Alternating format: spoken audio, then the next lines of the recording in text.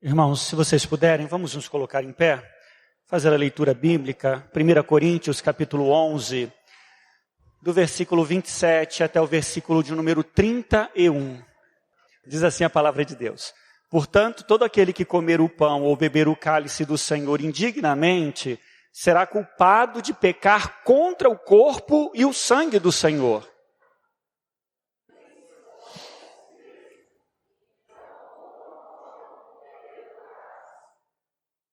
Pois quem come e bebe sem discernir o corpo do Senhor, come e bebe para a sua própria condenação.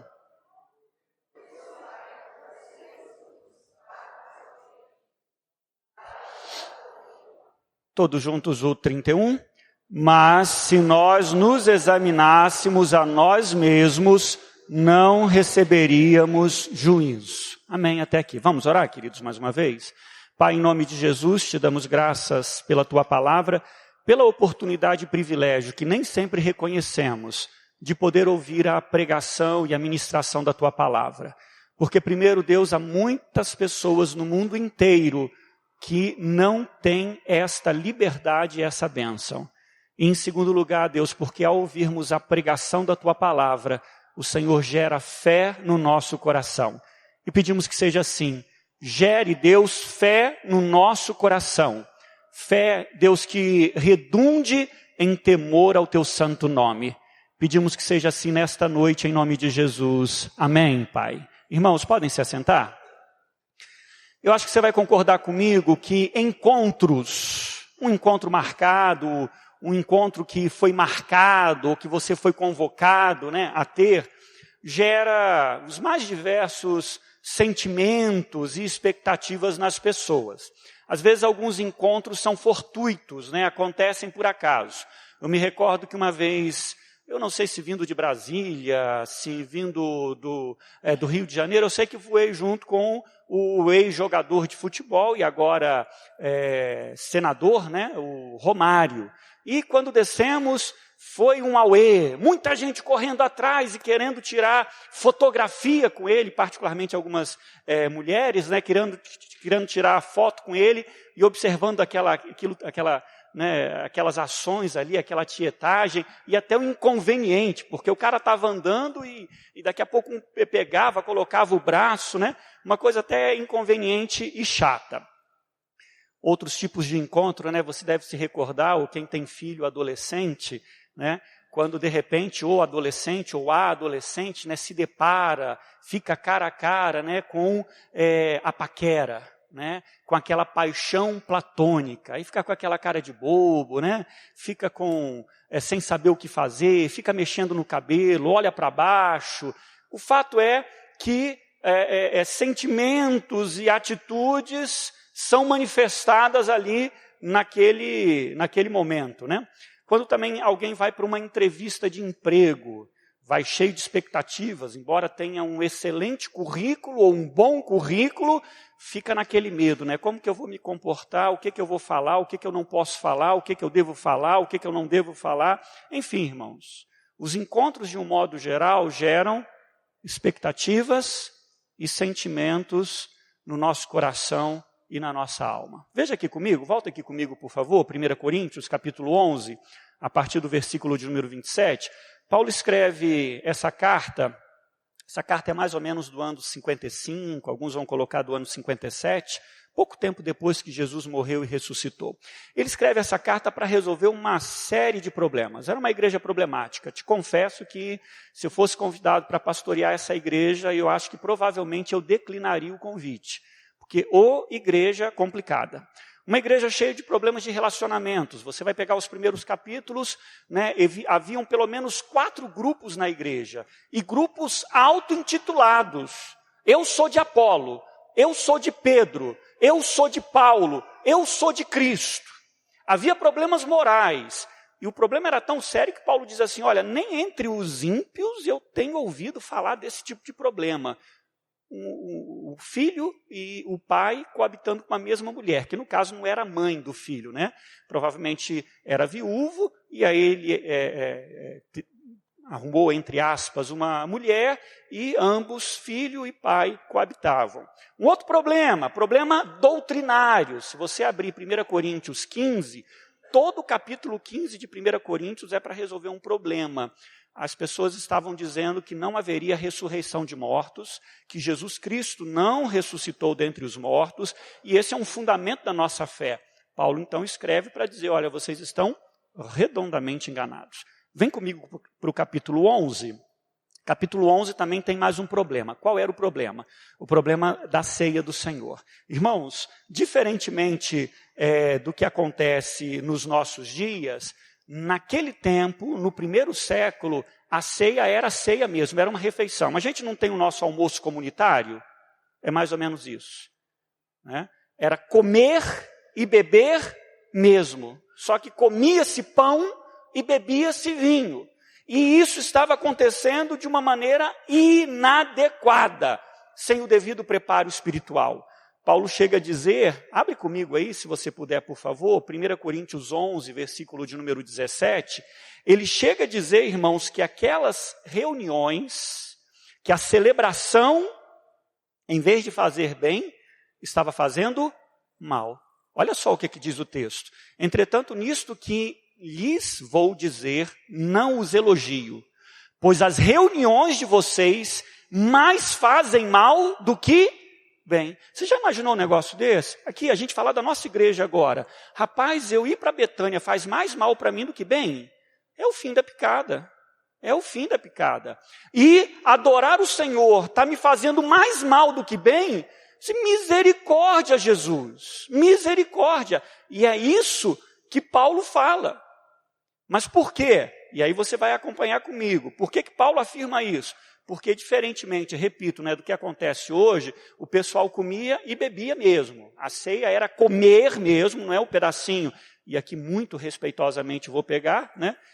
Não é, na verdade, esse cálice tão pequenininho aqui, que aqui é suco de uva, eles celebravam mesmo com vinho.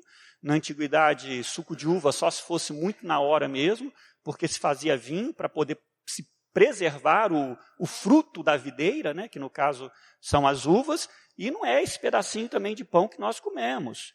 Tomava-se uma refeição mesmo, ceava-se, como a palavra de Deus realmente nos ensina. Veja comigo 1 Coríntios 11, versículo 20 a 22. Então, nessa celebração, o que acontecia? Os crentes mais abastados, sempre foi assim, sempre vai ser, irmãos, em qualquer comunidade. Eu nunca passei por nenhuma igreja, em nenhum lugar, seja lá onde for, que tenha pessoas com mais condições e pessoas com menos condições. Pessoas mais bem empregadas e pessoas não tão bem empregadas. Em todo lugar é assim.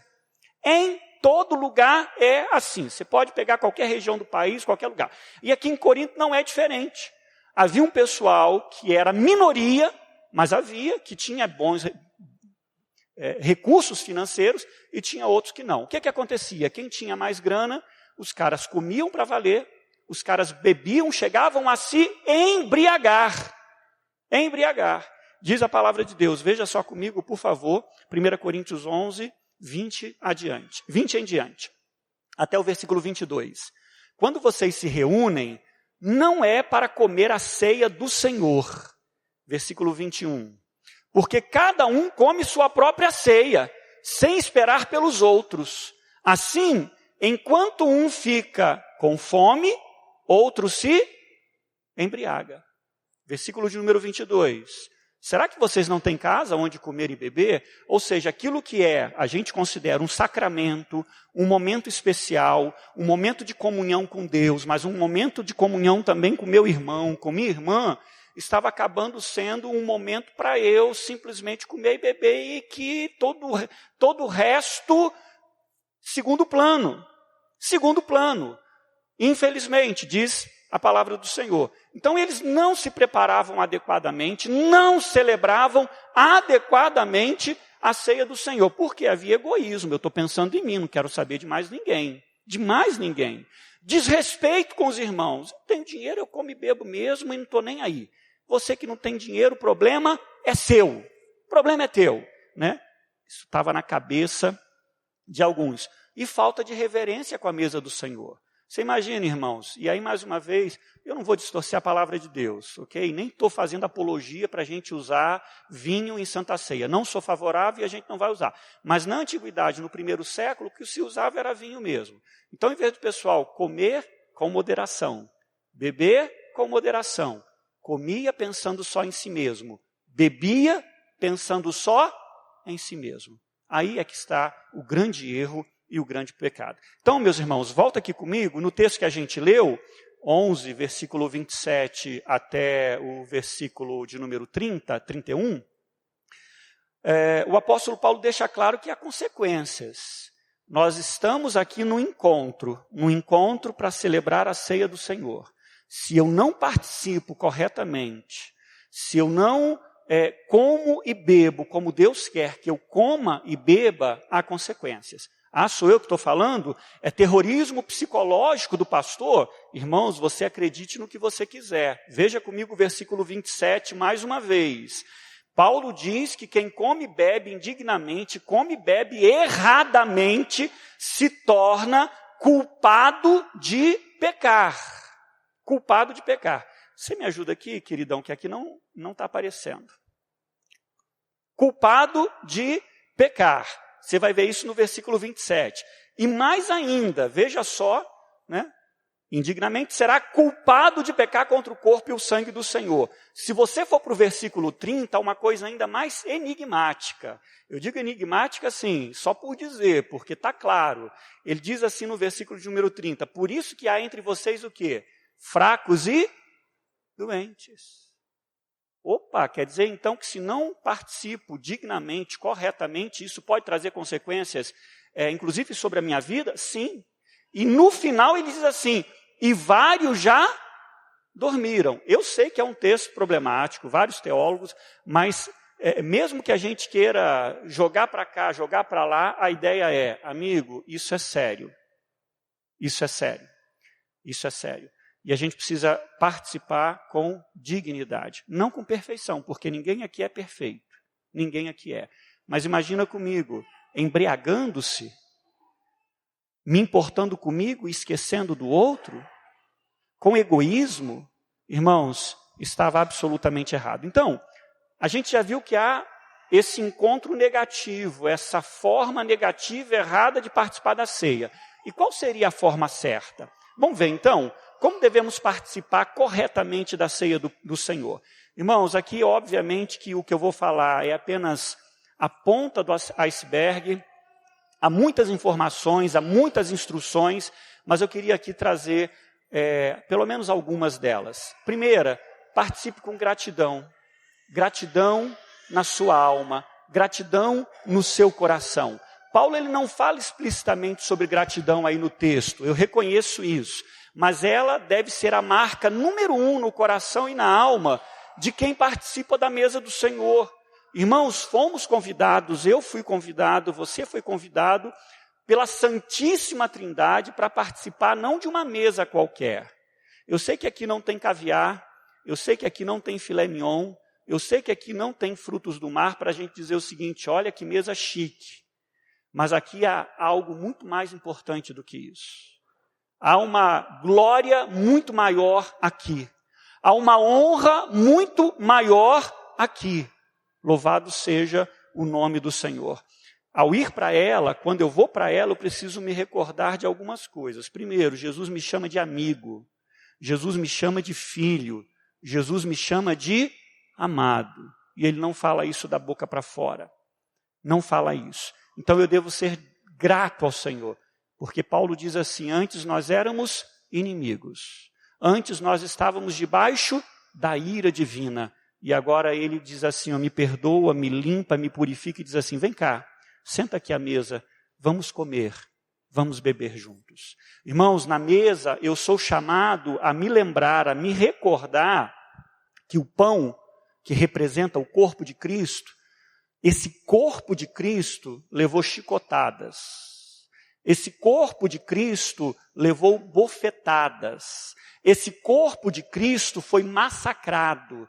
Esse corpo de Cristo bateram em Jesus para valer. Torturaram o Senhor de verdade.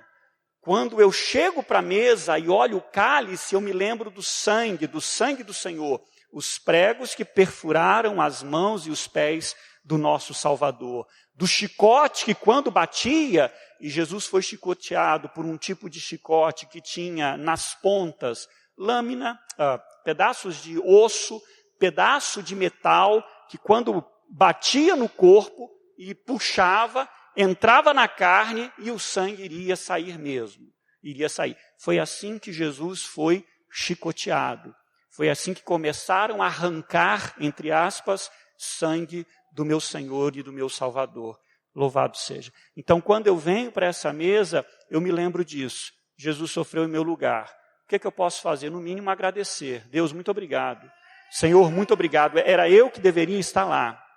A ceia também, irmãos, significa eucaristia. Eucaristia é uma palavra grega que significa ação de graças. Quando eu como o pão, quando eu bebo o vinho, eu estou agradecendo, eu estou participando de uma ação de graças ao Senhor. Obrigado, Senhor, porque grandes coisas o Senhor tem feito por nós.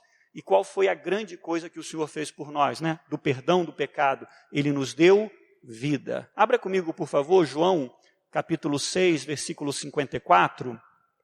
Graças ao sacrifício de Jesus, e nós damos graças por isso, nós louvamos o nome do Senhor por isso, porque Ele morreu, porque Ele ressuscitou, Ele nos deu vida, aquilo que as pessoas mais querem. As pessoas querem vida, vida com sentido, vida com propósito, vida plena, vida abundante. É isso que as pessoas querem. É isso que nós ganhamos ao celebrar a ceia do Senhor e nos lembramos ao celebrar a ceia do Senhor que recebemos vida. Todo aquele que come a minha carne e bebe o meu sangue, tem o que, irmãos? Tem a vida eterna. E eu ressuscitarei no último dia. Irmãos, é isso, é gratidão, gratidão. Paulo disse que Jesus nos deu vida, né? Efésios 2, 1 e 5. Ele nos deu vida quando nós estávamos mortos em nossos delitos e pecados. Por isso a gente é grato. Então como é que eu venho para a ceia do Senhor? Irmãos, eu venho com gratidão. Eu venho com gratidão. Como você deve vir? Venha com gratidão. Deus não está te fazendo favor. Aliás, você não está fazendo favor ao Senhor. Deus é que está te fazendo um imenso favor, nos dando o privilégio de participar do pão e do vinho. Exaltado seja o nome do Senhor. Amém, queridos? Segundo lugar, com reverência e respeito. E aqui, irmãos, não vou entrar em questão de usos e costumes, se eu tenho que vir de paletó e gravata, se eu não tenho. Isso é periférico, isso é periférico.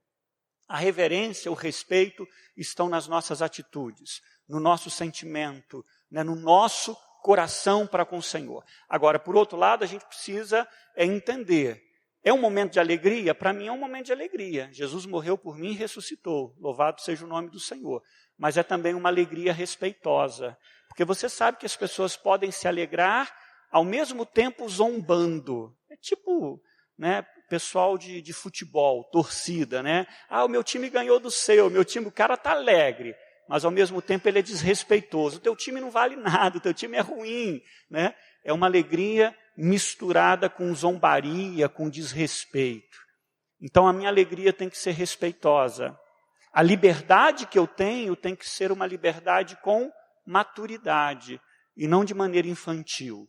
Por quê, irmãos? Porque infelizmente aqueles crentes de Corintos, veja comigo mais uma vez, versículo 27, versículo de número 30, eles estavam sendo irreverentes. Eles estavam, infelizmente, desrespeitando a mesa do Senhor,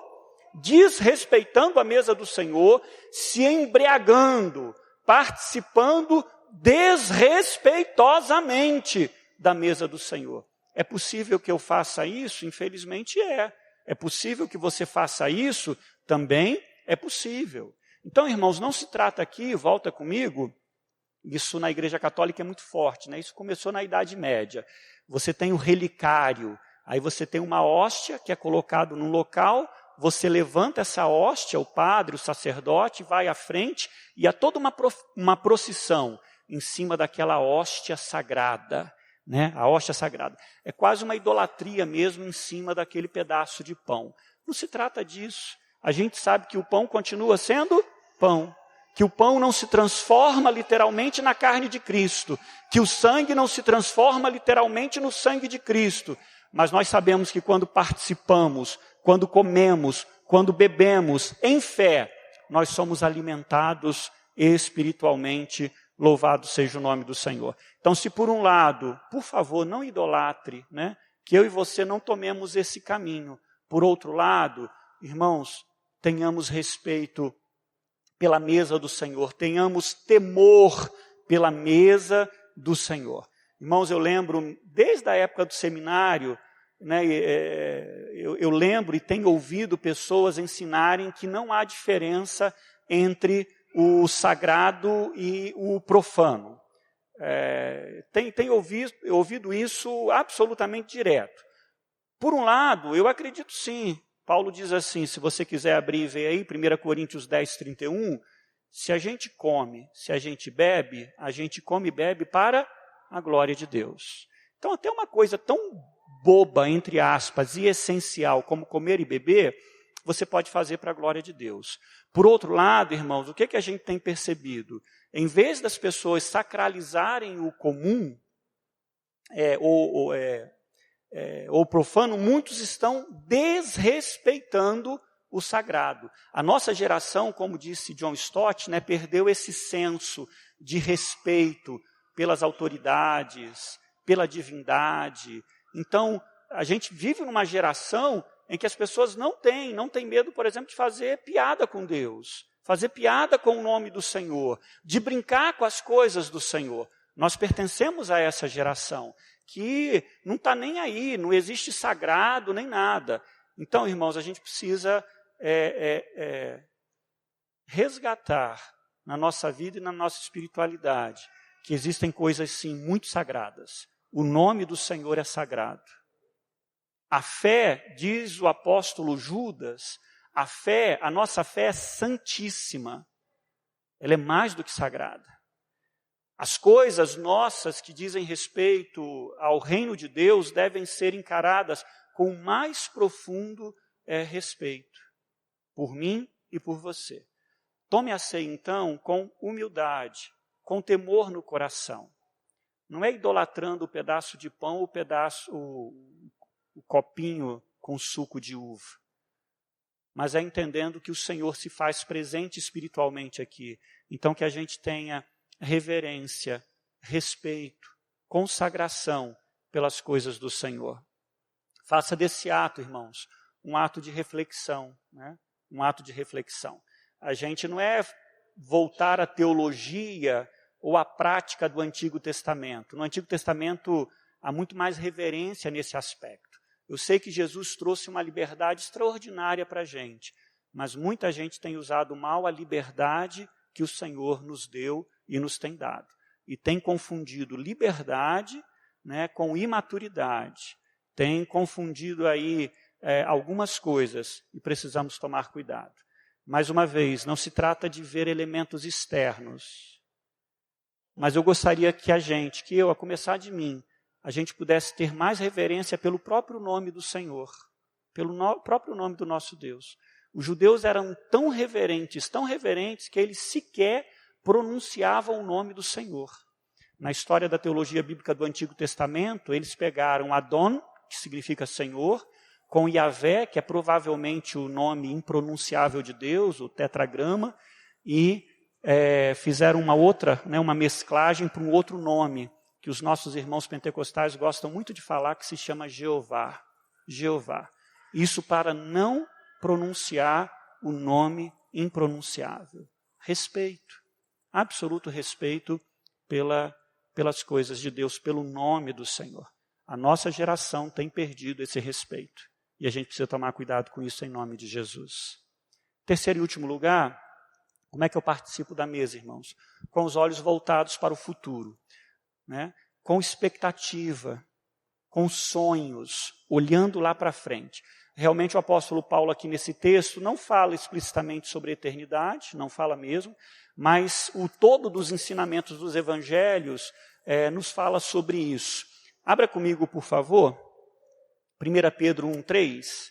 1 Pedro 1,3 associa a mesa do Senhor, a ceia do Senhor, a morte do Senhor, a ressurreição do Senhor com a esperança. O apóstolo Pedro diz assim: bendito seja o Deus e Pai de nosso Senhor Jesus Cristo, conforme a sua grande misericórdia. Leia comigo. Ele nos regenerou por meio da ressurreição de Jesus Cristo dentre os mortos. Nós temos esperança, fomos regenerados para a esperança, porque Jesus morreu e ressuscitou dentre os mortos. Mas é só isso? Abra comigo, por favor, Mateus 26, 29. Eu olho para a eternidade porque Jesus disse que um dia todos nós comeríamos com Ele. Comeríamos e beberíamos com Ele, lá na eternidade. E aí, inclusive, você não precisa concordar comigo, mas a boa parte, a maioria dos teólogos acreditam nisso. O que é a nova terra, irmãos? É a restauração do paraíso perdido. Adão e Eva comiam? Comiam. Adão e Eva bebiam? Bebiam. Adão e Eva trabalhavam? Trabalhavam. Adão e Eva viviam, irmãos, nessa concretude aqui, Viviam sem a presença do pecado, mas comiam, bebiam, trabalhavam. E no novo céu e na nova terra a gente vai comer, a gente vai beber.